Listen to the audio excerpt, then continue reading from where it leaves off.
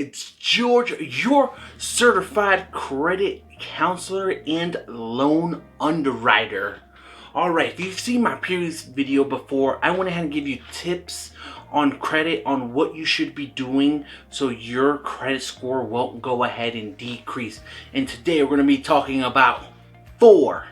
You heard that? 1, 2, 3, 4 do's and don'ts that you should go ahead and be doing in this time of COVID-19 to make sure your credit score does not drop.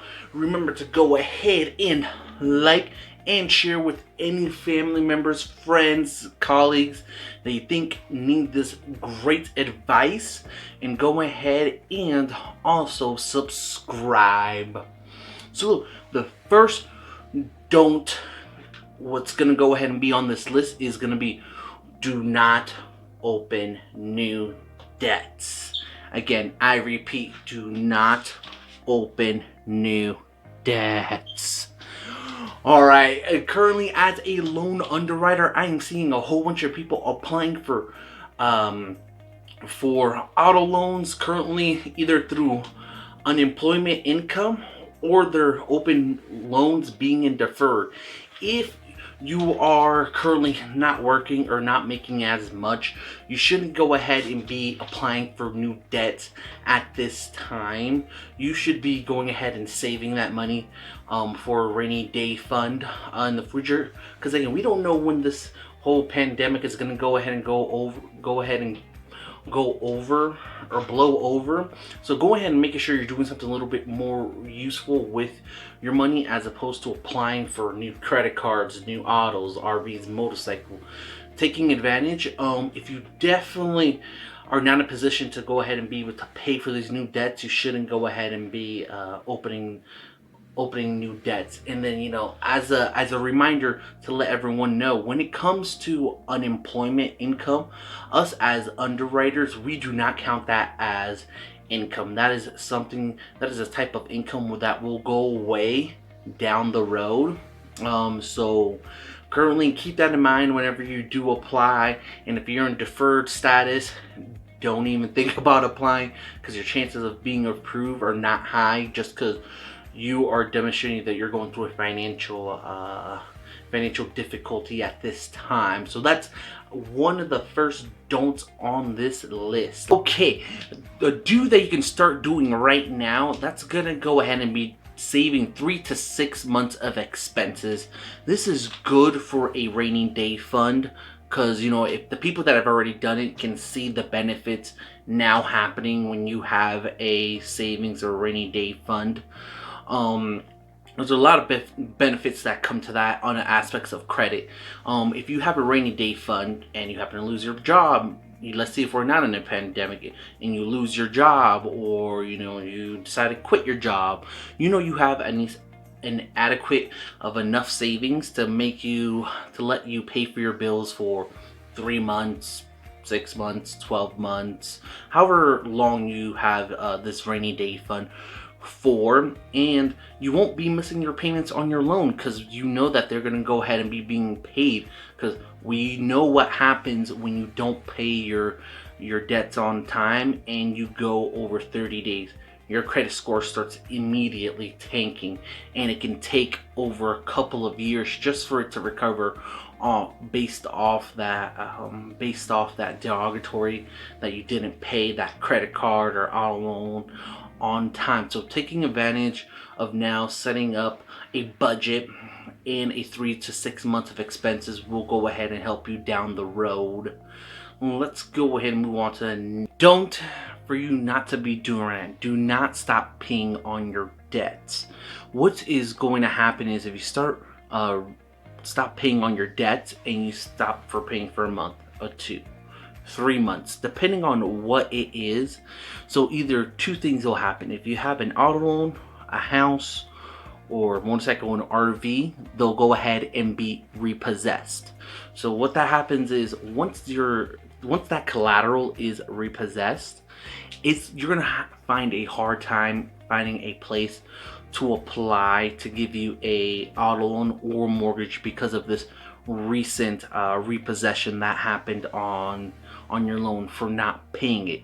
for your credit cards, they're going to go ahead and be charged off, which then if you go to apply for a credit card company or your local bank or credit union for a credit card or line of credit, you're going to see you charged off recently a credit card or a line of credit, and they're going to be thinking to themselves, or the underwriter's going to be thinking to themselves, why would I give them a brand new credit card or a line of credit when they are just showing that they stopped paying and they didn't want to pay anymore?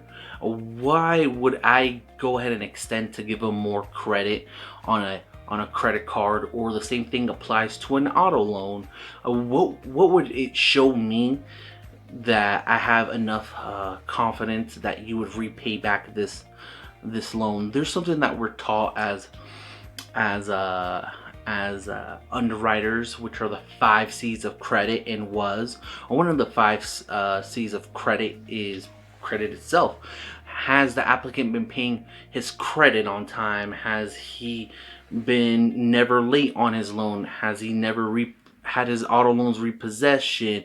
Can he handle a big auto loan? And just etc. So many different things when it comes to reviewing someone in an aspect when it comes to credit. And then you have was is willing, ability, stability. So going back to this auto loan, let's see if you let it repoed, and we see that right there, you're already showing us that you're not willing to go ahead and pay on your auto loan. You don't have the ability to go ahead and pay on that auto loan. And then right now you're showing us that you have no stability on paying that auto loan. So then you're already giving us red flags that you will not repay back this loan.